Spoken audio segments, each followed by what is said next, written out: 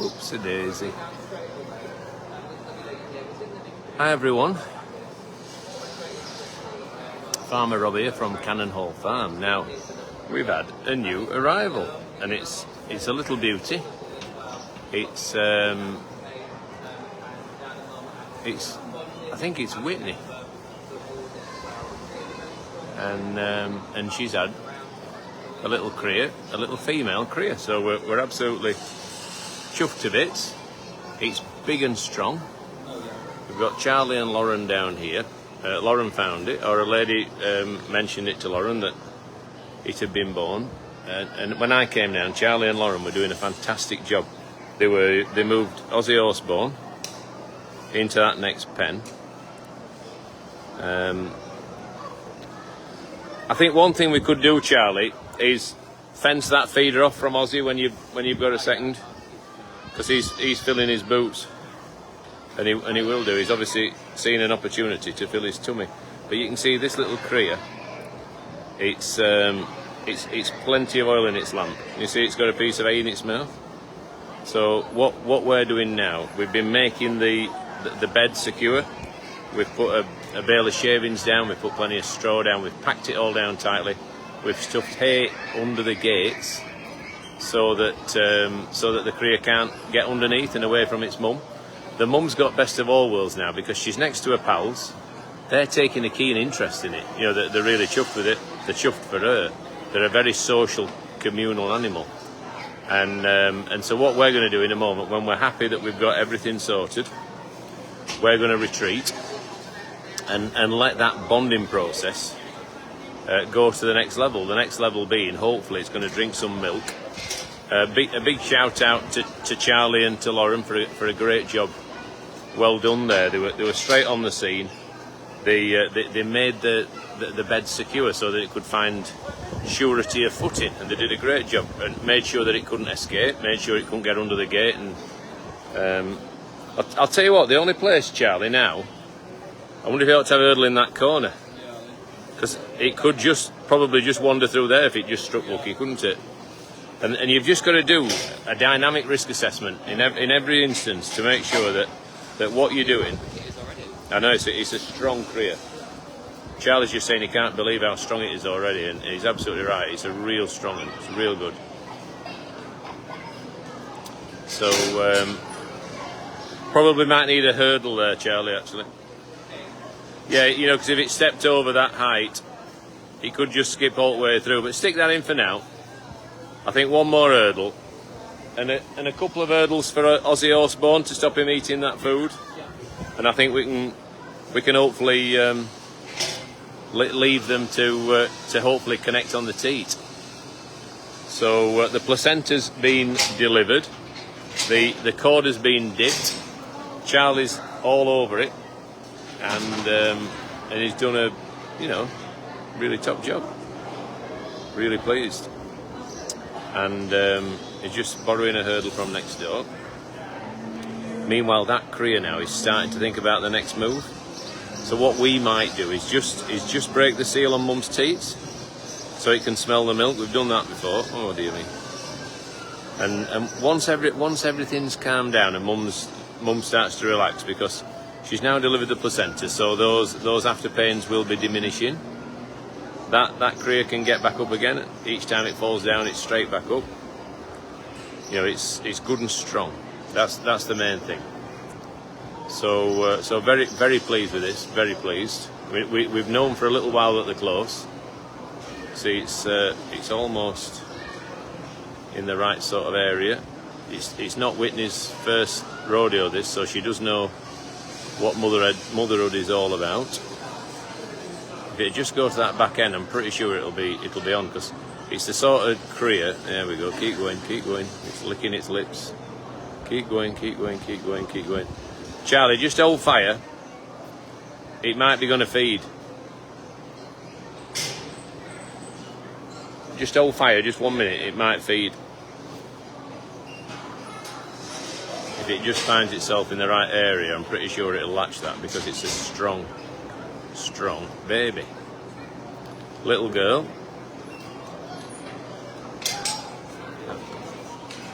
Oh, he's in now. He's nearly in. Just get your head down now. Get your head under there.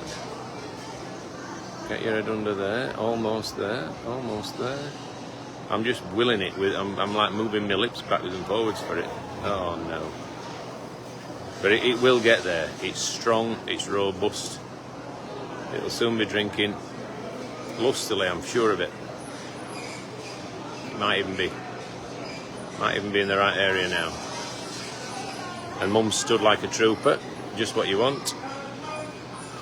It's almost there, isn't it? It knows. You know what we'll do before we actually move away for good is we'll just break the seal on the teats. I think what we'll do, Charlie, before we move away for good, we'll just break the seal on her teats, just so it can smell the milk. Yep. We've done that before, and I think to good effect. But it might break the seal on its own if because it's sort of in the right in the right area at the moment. Go now if it's standing still. Well, I think if it just latches and it's not a million miles away, it'll break its own seal. It's just if it's such a strong thing, though, isn't it? That's a really good size one. That we've had them down to 4 kilos before. I imagine that's twice the size. Jesus. She's a big, strong female, isn't she? She is. Yeah. Some of the ones there are a bit smaller. She's I know. Strong. The guy who sheared them for us said he's never seen bigger, fitter alpacas. Well, so you lot are obviously feeding them well enough. His little tongue. Yeah. Yeah, Charlie's saying he's sticking his tongue out, he's sensing where that teat may be. He ain't quite twigged yet. But the good thing. Solid for it. Exactly. She's not fidgeting. Exactly. She's not fidgeting, she's standing solid. That's all that we can hope for. And you're going to get another hurdle just to pin off. Yep. Yep.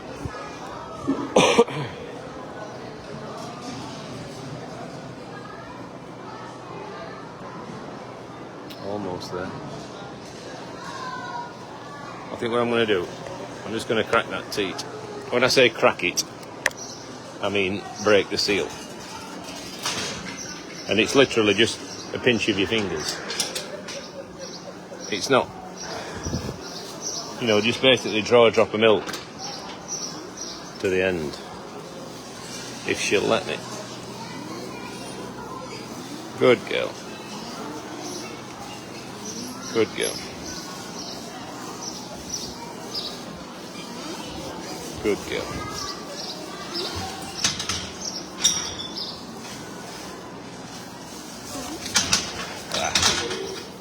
She'll just not quite let me. Just looking at her udder now.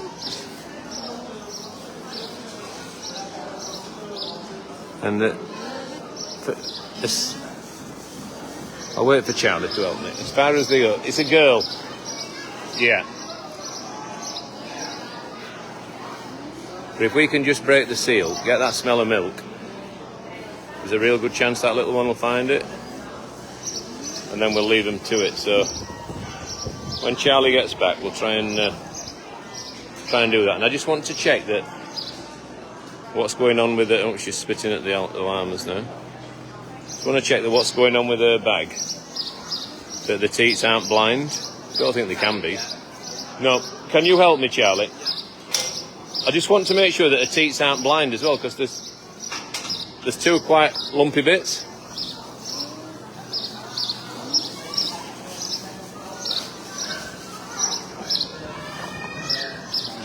Yeah. You do it from there, or? Yeah, probably. Yeah, just watch them shoot it.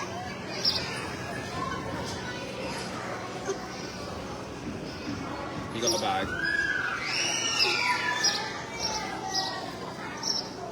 Well done. Yeah, there's loads of milk. She's loads of milk. Bagged up a while. Yeah.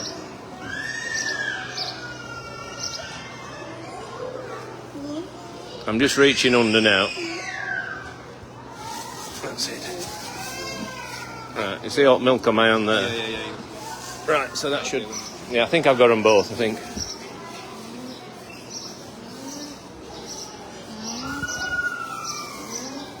She's loads of milk, isn't she? Yeah. Look at that lot. You drink it over. Well, Thank you. So hopefully, shut that door. So let's see if now that's made any difference as to the cria finding the teat, because there is some fresh milk on the outside. There's certainly some on my hand, and it's certainly thick stuff. So let's see if it manages to find now. Can it smell it any better? Will she settle down and let it feed? Hopefully so. But the good thing is here, it's so strong. Really is a really robust cria. We've had some really frail little things in the past at times. Licking its lips again, moving in to feed.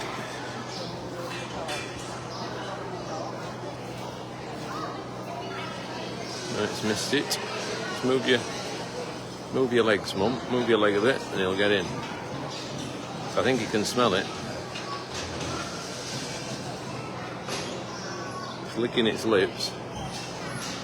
See, that's the right sort of motion, the right sort of area. 2,000 people watching, thank you very much.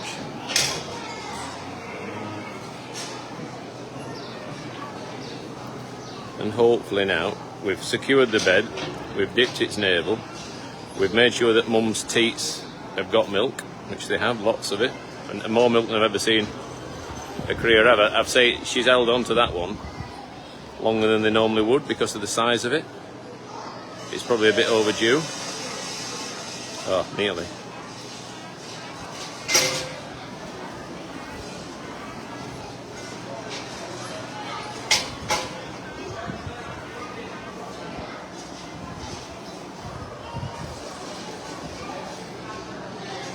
So it's having a little sit down, sorting itself out.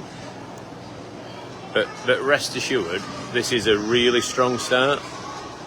Now, it's almost been feeding. We know she's got milk. We know she's got loads of milk. You could actually milk her and bottle feed it if we had to. So that's really positive. It's alert. It's strong. It's bright. She's very comfortable. She's past the placenta. So let's just start at the beginning, right? The cria's been born successfully, naturally, which is wonderful. We've dipped its navel. It's now free from the risk of infection. We've checked that she's got milk. She's got loads of milk. We've broken the seal so that milk can be readily drunk. We've levelled the bed. We've put plenty of bedding in so that it can walk about, so it can get about with solidity of footing. We've checked that she's happy to let it suckle. She is. She stands there very, very well for it. We've made sure that there's no escape areas in this pen, that cria is going to stay in here and it's going to bond with Mum properly. We've made sure that Mum's next to all her pals, so again she's not going to be stressed by not being near all her mates. You know, she's got the best of all worlds. She's with her little baby, but she's also next to her pals. So we feel as though we've ticked all the boxes. We've made sure that that's got the very best chance of being successful. So what we need to do now is in a few minutes' time just step away and let that cria hopefully find the teat and let it feed from Mum, and then everything should be good. Charlie's just seeing if he can get it in the right area. If she'll let him do that, and this is something that you can help him with. If she won't let him do it and moves away, then it's something that you can't. So it's one of those. Sometimes you can help him. Sometimes you've just got to step away and let nature, take its course, and it will. I've absolutely no doubt about it. I think it's a stronger cria. It's only been born half an hour. It's as strong a baby alpaca as we've ever had. And then once I'm happy that she's fully bonded with it, we'll put a little jacket on it. Not do it yet because I want it to dry. Also, it's 21 degrees, but we'll put a little coat on it tonight and make sure that it doesn't get hypothermic in any way. Charlie's just taking that bit of membrane off it. That's a good shout. Lovely job. Not as much. Charlie's just saying they don't lick them down like sheep do.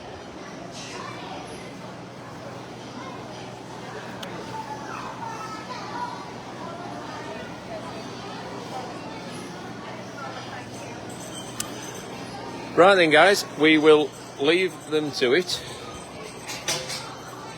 Another great result from of new life at Cannon Hall Farm. There's a little bit of a wind blowing. Like I said, we'll make sure we get a jacket on it as and when required. There's Farmer Amy here now to make sure we're all doing a good job. Well done to Charlie, well done to Lauren, well done to Whitney above all else, and welcome to the world, our little girl. So name suggestions, baby for Whitney. Houston. No, that's a boy's name. Little girl. Does she have any Houston songs? and Amy. Like, Whitney Houston and Amy Winehouse. Do they go together? Amy Winehouse and Whitney Houston? Yeah, they Do sing. they even know each other? I don't know who they are. No, I don't know either. Does she have any songs? Well, the answer is we're not. Whitney Houston. Obviously she has songs, obviously. Stupid Yeah. question. Does she have any... That's Britney Spears. All right. We will leave it to our supporters to come up with suitable names for Whitney's cria. So from farmers Rob, Amy, Charlie, have a wonderful Sunday. See you all soon. Thanks for watching. Bye bye.